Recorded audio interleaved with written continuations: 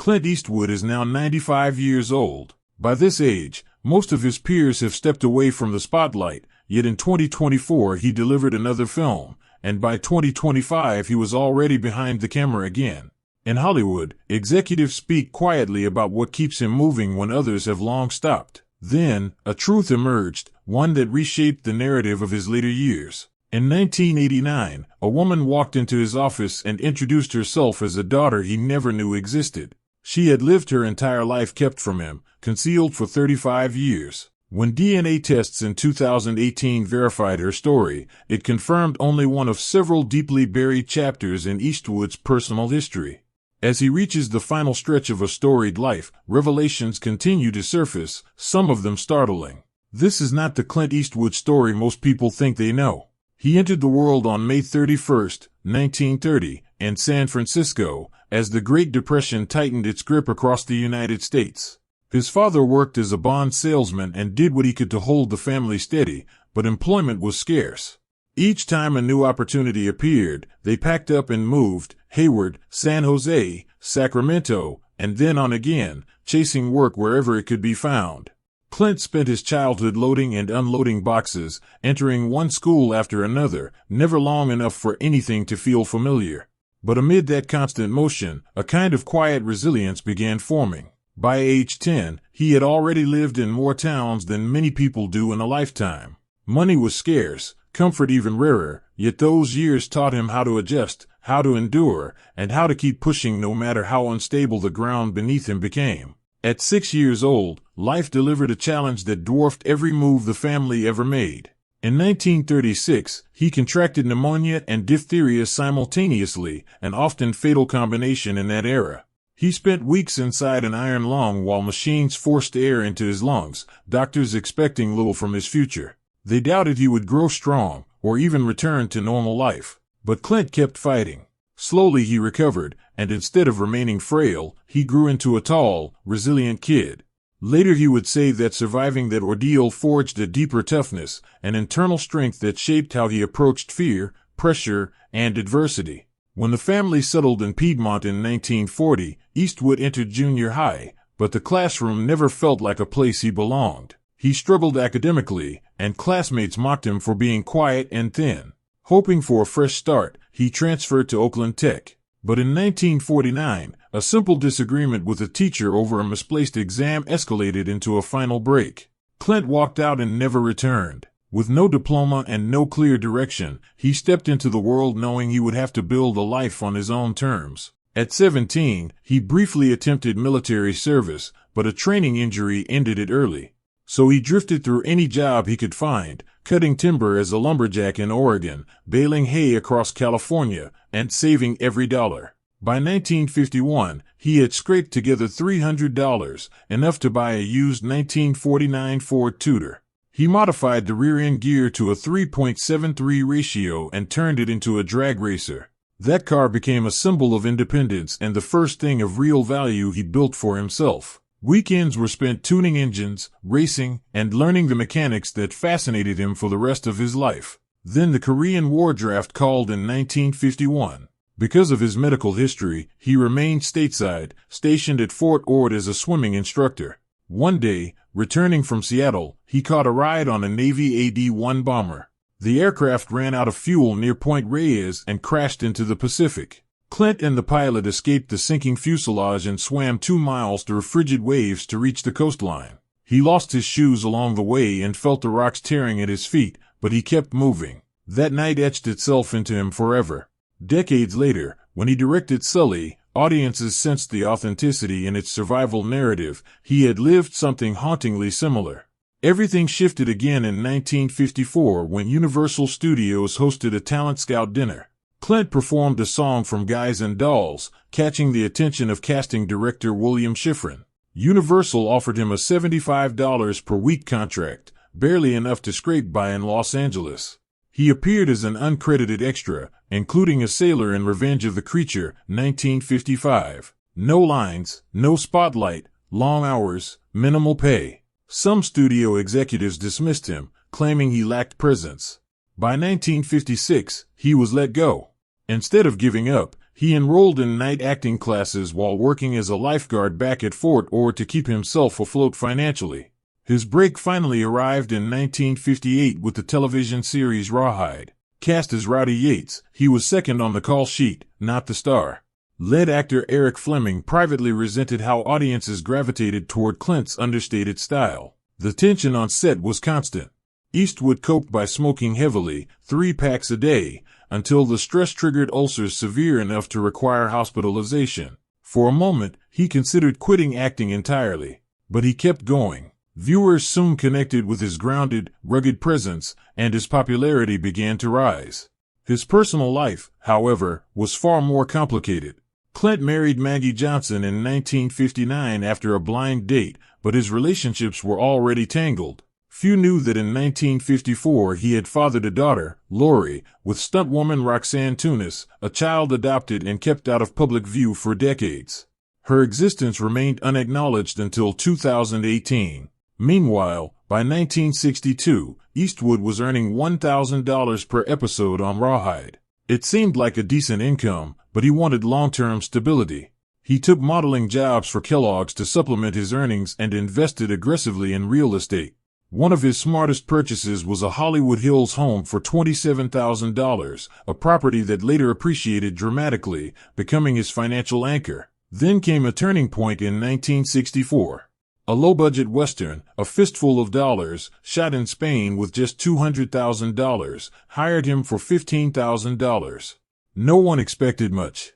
But the film detonated at the global box office, earning $14.5 million. His character, the man with no name, captivated audiences instantly.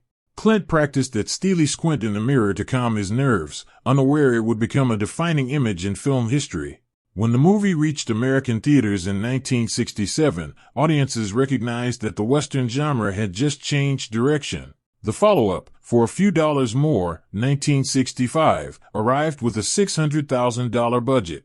Clint improvised a whistle for his bounty hunter role, which was later dubbed in post-production. The film earned $15 million. Tensions simmered behind the scenes between Clint and director Sergio Leone over creative control. At one point, Eastwood walked off set and refused to return without an additional $50,000 on top of his original salary. Leone's relentless demand for retakes exhausted cast and crew, but the finished film became another classic. Then came The Good, the Bad and the Ugly, 1966. As Blondie, Clint oversaw the fictional burial of $200,000 in gold on screen. But real drama unfolded behind the camera. During the ambitious bridge explosion sequence, the crew accidentally detonated all 3 cameras simultaneously, destroying thousands of feet of film in a single blast. The Dollars trilogy ultimately earned more than $50 million, a figure that transformed Eastwood's standing in Hollywood almost overnight. But success brought frustration as well. He was weary of the modest contracts negotiated on his behalf and felt boxed in by weak representation. He dismissed his agent and began negotiating his own deals, securing a $1 million agreement for any future projects with Leone. It was a decisive move that signaled a shift. Clint Eastwood would no longer rely on anyone else to dictate his value. Filming in the scorched Almeria Desert came with its own punishing reality. With temperatures soaring past 110 degrees, cast and crew were regularly treated for heat exhaustion. Yet Clint kept going, determined to finish what he had started. The desert, however, held more than just hardships. Whispers began circulating about a brief affair between Eastwood and Eli Wallach's stand-in, rumors that added fuel to his reputation as one of Hollywood's most unpredictable leading men. With the trilogy behind him, Eastwood invested $15,000 of his savings to launch Malpaso Productions in 1967. Industry insiders joked that his spaghetti western phase had been a misstep, so he embraced the mockery and named his company after the Spanish phrase meaning bad step. That same spirit drove his decision to direct Play Misty for Me in 1971, a project that proved he was far more than just a screen icon. He even passed on a major role in Deliverance to ensure he could direct the film on his own terms, a choice that established the trajectory of his career for decades. By 1968, Eastwood was no longer simply a star. He had become a bona fide cultural figure. Hang 'Em High brought him $400,000 and gave him his first experience directing second-unit sequences. He negotiated a profit participation deal as well, demonstrating a business instinct as sharp as any character he played. The film's success showed that he could carry a Western without Leone's hand guiding it. His ascent in the early 1970s felt like someone forcing open a heavy door and keeping it open by sheer will. Everything reached a new level with Dirty Harry in 1971, a film that blasted into American theaters with unexpected force. Produced for just $4 million, it raked in $36 million. Behind the scenes, the story was even more volatile. The now iconic line, "Do you feel lucky?" came to life because Eastwood improvised it on the spot. The danger on set was genuine as well. He insisted on using a real .44 Magnum for authenticity. During one take, the weapon discharged so close to a crew member that the entire set froze in shock. Tension never drifted far.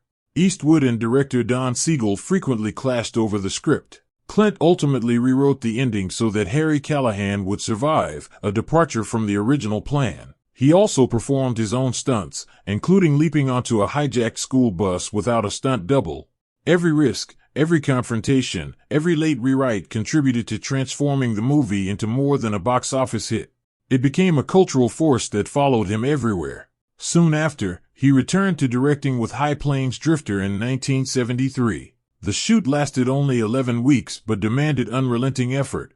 The film, made for $3.7 million, earned $15.7 million. Eastwood wanted the story to feel like a haunting memory, something spectral, unsettled, impossible to shake. He drew inspiration from his experience surviving a plane crash, and that lingering sense of mortality seeped into every frame. To bring the town to life, he ordered an entire frontier settlement to be built from scratch near Mono Lake. Crews used more than 150,000 feet of lumber and completed the construction in just 18 days. Every building was functional, inside and out. After filming wrapped, Eastwood even recorded all the townspeople's voices himself, an unconventional move almost unheard of in Hollywood. Though the film divided critics due to its bleak tone, it proved the lengths he would go to preserve his artistic vision. By 1976, the pressure surrounding him had only intensified. The outlaw Josie Wales emerged through a mix of creativity, conflict, and turbulence. Produced for $3.5 million, it went on to earn 10 times that amount. Eastwood's improvisation of the now famous tobacco spit became an unexpected flash of humor. But the production was chaotic. 10 days into filming, he dismissed director Philip Kaufman, reportedly due to personal and creative tensions, including Kaufman's rumored disapproval of Eastwood's relationship with Sandra Locke. The firing triggered a $60,000 fine from the Directors Guild and sparked industry controversy. Production halted again when Chief Dan George walked off the set in protest after witnessing how a buffalo hunt scene was staged. Meanwhile, Eastwood faced mounting financial trouble. Tax issues dating back to 1975 left Malpaso owing $4 million to the IRS. To stay afloat, he sold personal assets, including his yacht. Those years revealed a harsh reality. In Hollywood, success could vanish as quickly as it arrived. Things grew darker still with Any Which Way You Can in 1980. The film earned $70 million and played as a lighthearted comedy on screen, but the truth behind the scenes was devastating. Clyde, the orangutan who had become a fan favorite, was routinely beaten by his trainer, Boone Nar. Witnesses later reported he used a cane and even an axe handle. Clyde's final beating resulted in a cerebral hemorrhage, and he died before filming concluded. The studio quietly brought in a replacement to finish production. Later, Eastwood admitted that branching into these comedies had been a mistake. Clyde's death exposed how little protection animals had on sets at the time, and the story remains one of the most disturbing chapters in his career. Then came a turn few could have predicted. In 1986, Clint Eastwood ran for mayor of Carmel by the Sea, and won by a landslide with 70% of the vote. For 2 years, he tried reshaping the small coastal town. He banned roaming ice cream carts to preserve the quiet atmosphere. But when he approved the construction of a McDonald's drive-thru, outrage erupted. Nearly 500 residents formed a coalition to push back on development decisions. Tensions escalated when his architect submitted a project application just hours before a building moratorium took effect. Critics accused Eastwood of exploiting insider knowledge. The zoning battles and public scrutiny piled up, and by 1988 he stepped away from office. He later said he never intended for Carmel to grow into urban sprawl, but his term left behind a mixture of progress and controversy that residents still debate. In 1992, the trajectory of his career shifted once again with Unforgiven. It was a story he had carried for years. He purchased the script back in 1976 for $350,000 and shelved it until he felt old enough to embody the lead role. When the film finally premiered, it cost $31 million to make and earned $159 million in the U.S. alone. It won 4 Academy Awards, including Best Picture, Best Director for Eastwood, and Best Supporting Actor for Gene Hackman. Hackman built his character around accounts of real frontier outlaws, adding a chilling authenticity. Eastwood's long wait, his patience, and his own aging all gave the film a weight audiences could feel. It became one of the most respected westerns in cinema history. But acclaim did not shield him from personal turmoil. In 1989, his relationship with Frances Fisher led to the birth of their daughter in 1993. That period also marked the end of his long relationship with Sandra Locke. She filed a $1.5 million palimony suit, and the courtroom battles uncovered painful details. Records revealed that Eastwood had undergone a vasectomy years earlier, all while urging Locke to terminate pregnancies. Locke later said the breakup destroyed her career. The public trial exposed the private reality behind their partnership, laying bare truths neither had expected the world to hear. In 1982, he released Firefox, a Cold War thriller with a $21 million budget that eventually brought in $45 million worldwide. The film followed an American pilot infiltrating the Soviet Union, and Eastwood learned his Russian dialogue phonetically. During production, a helicopter involved in an aerial sequence crashed, shaking the entire crew. Technical issues with the visual effects damaged the film's box office momentum, but it added another distinctive entry to his resume, blending espionage with futuristic concepts. The following year, Sudden Impact hit theaters in 1983. The movie delivered the legendary line, "Go ahead, make my day." Eastwood said he borrowed the tone from observing real-life police confrontations. After the film premiered, merchandise quoting the phrase surged by more than 300%. Writers Charles B. Pierce and John Milius crafted the line, but it became inseparable from Eastwood himself, one of Hollywood's most enduring bits of dialogue. The mid-2000s brought another defining moment with Million Dollar Baby in 2004, one of the most personal films he ever made. Produced for $30 million, it earned more than $100 million worldwide. Eastwood directed, produced, and starred alongside Hilary Swank. The film's ending stunned audiences. Studio executives pushed for something softer, more hopeful, but Eastwood refused. He believed the original ending contained the story's entire emotional core, and he held to it. The film carried heavy emotional force, echoing the real-life ordeal of boxer Lisa Feather Gray, whose catastrophic injury ignited difficult conversations about pain, dignity, and assisted suicide. That same willingness to confront uncomfortable truths had marked Clint Eastwood's career long before. In 1988, he directed Bird, a deeply personal tribute to jazz legend Charlie Parker. The film cost $9 million and earned roughly the same, making it a financial standstill, yet Eastwood approached it with unmatched commitment. He traveled widely, interviewed musicians, and even sought insight from Miles Davis. Determined to preserve authenticity, he recorded the music live rather than relying on studio manipulation. Though Bird underperformed commercially, it earned Eastwood the Golden Globe for Best Director. Studio executives were rattled by the financial outcome, but Eastwood's devotion to jazz continued, even leading him to own a jazz club in Carmel. In 1996, challenges emerged closer to home. A bridge at his Mission Ranch property collapsed, causing a resident's home to slip into a creek. Investigators cited inadequate engineering, and the homeowner sued for $1 million. Eastwood publicly acknowledged that he had placed trust in the wrong contractors and settled the matter quietly. The rare admission of fault prompted the city to tighten bridge regulations in affluent neighborhoods.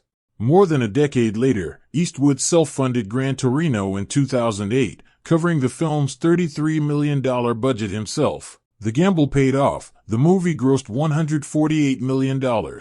He insisted on singing the soft falsetto heard over the end credits, believing it added authenticity. Inspired by communities he had observed in Sacramento, the film sparked diverse reactions. Some groups criticized its portrayal of stereotypes, others praised its candid look at immigrant life. But the meticulous care in his acting, directing, and musical shaping reflected his deep personal connection to the project. He followed with Invictus in 2009, filmed in South Africa for $50 million.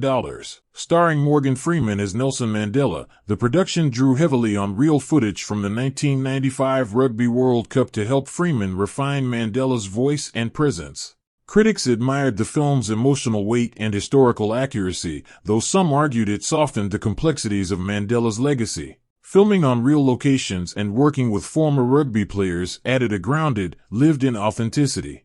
His reputation had already reached new heights in 1992 when Unforgiven earned him the Academy Award for Best Director, making him the first director of a Western to win the award since 1931. His acceptance speech lasted only seconds. Stepping to the microphone, he admitted he had tried to think of something to say but couldn't. The understated moment matched his public persona, a disciplined, quiet craftsman who let the work speak. In 2016, he directed Sully, the story of Captain Chesley Sullenberger's 2009 emergency landing on the Hudson River that saved all 155 aboard. Determined to honor the event with precision, Eastwood shot the film in just 40 days with a $125 million budget. It earned $240 million worldwide and drew attention for its striking realism. Production involved two retired Airbus A320s, one mounted on a 350-ton gimbal at Falls Lake to simulate the landing. Eastwood even trained in a Real Airbus simulator to better understand Sullenberger's experience. As a longtime pilot and a survivor of a plane crash himself, the project held personal meaning. During the rescue sequences, the actual ferry captain from 2009 played himself, and actors reacted without scripted dialogue to capture the chaos authentically. Reviews were mixed, but audiences respected the honesty and craft embedded in every frame. Eastwood never confined himself strictly to filmmaking. In 2012, he delivered a spontaneous, widely discussed 12-minute speech at the Republican National Convention, addressing an empty chair representing President Obama. Broadcast to more than 22 million viewers, the improvised remarks drew both laughter and sharp criticism. Many argued that it damaged the apolitical image he had upheld for decades. Eastwood later said he spoke freely because he wanted to represent those in the political middle, even if it irritated parts of the left. At age 89, he returned with The Mule, portraying Leo Sharp, an elderly drug courier for the Sinaloa cartel. Audiences were struck by Eastwood's stamina. He performed his own stunts and drove 80 miles per hour for chase scenes. The $50 million film earned $152 million and was praised for its nuanced portrayal of aging, remorse, and redemption. With many details of Sharp's life unknown, Eastwood blended fact with dramatic interpretation while keeping the story grounded. 2 years later, in 2024, he released Juror No. 2, his 40th film as a director, premiering at AFI Fest on October 27th. At 94, he cast Nicholas Hoult, Toni Collette, and J.K. Simmons but complemented them with largely lesser-known actors to maintain sharp courtroom tension. He edited the final cut himself in his home studio.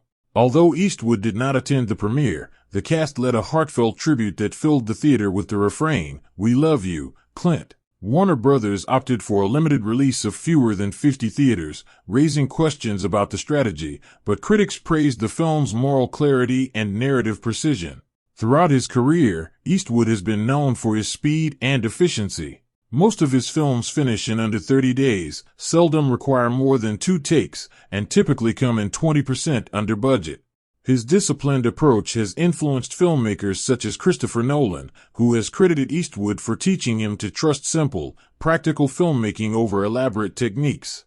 Even in his 90s, Eastwood continued to prove that he could deliver compelling, resonant cinema with the same quiet intensity that defined his earliest work. In an industry where directors often chase massive budgets and oversized crews, Clint Eastwood built his legacy on the opposite approach: quiet sets, minimal takes, and efficient filmmaking.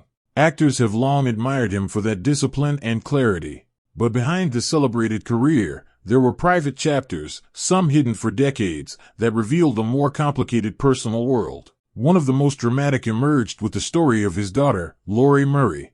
Born in 1954 from Eastwood's affair with dancer Roxanne Tunis, Laurie was raised by Tunis's friend Molly after being placed for adoption.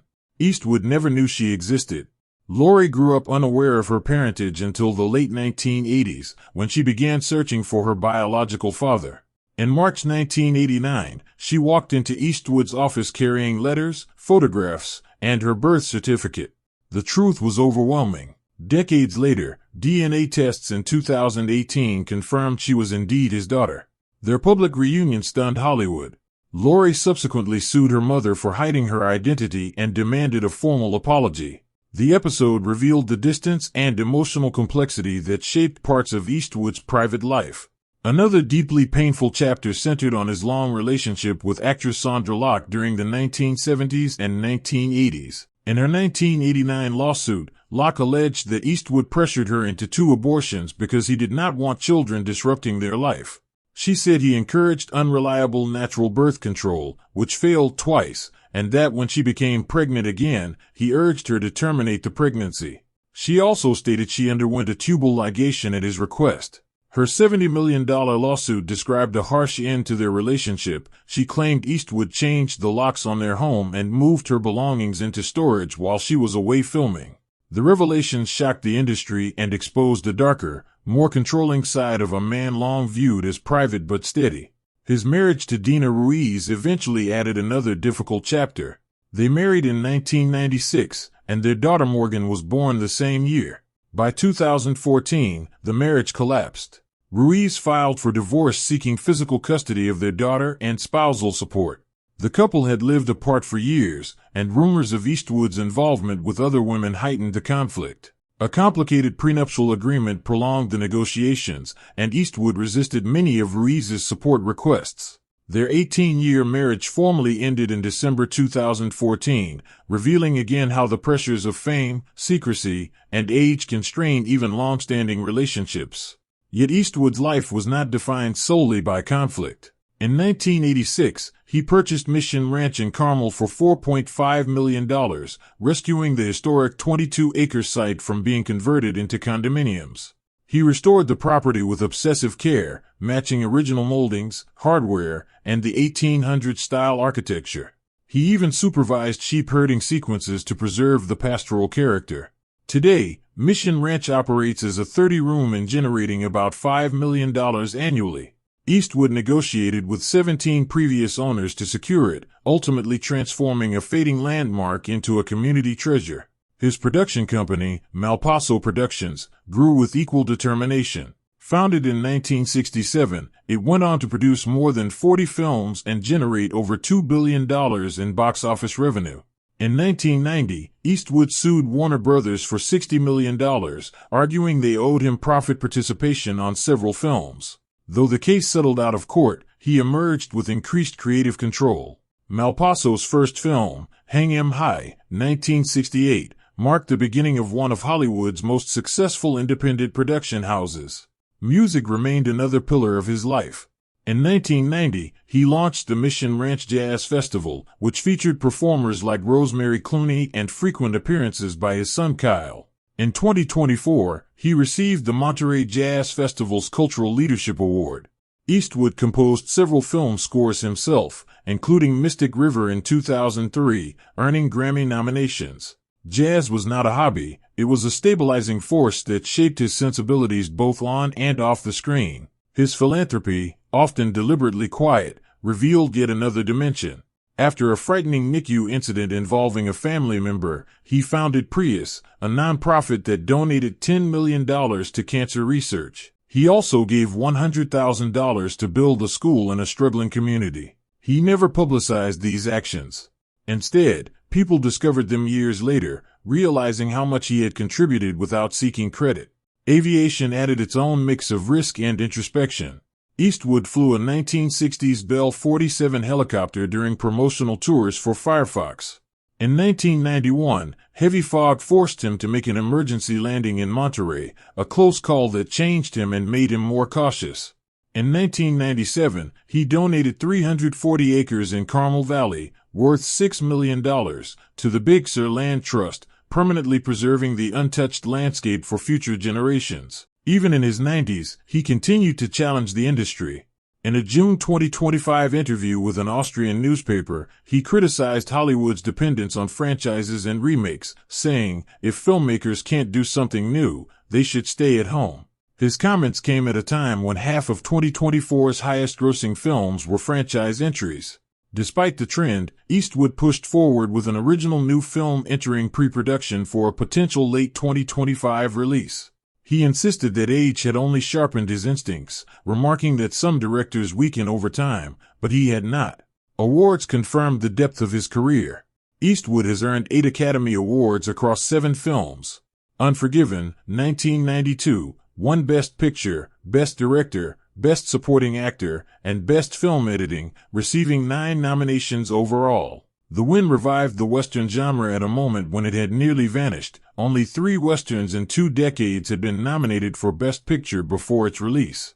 Million Dollar Baby, 2004, brought him additional Oscars for Best Picture and Best Director and crossed the $100 million mark at the U.S. box office.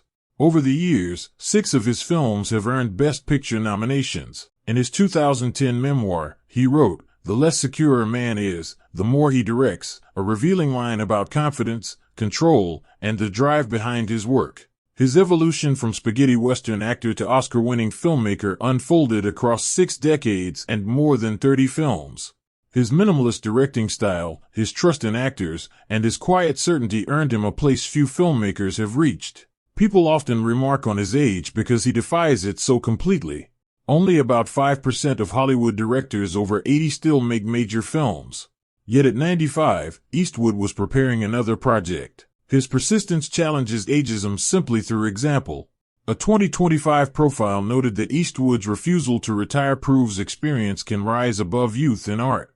His career, and the way he continues to work, suggests the same. He moves forward with steady hands, sharp instincts, and a lifelong belief that great storytelling is worth pursuing at any age.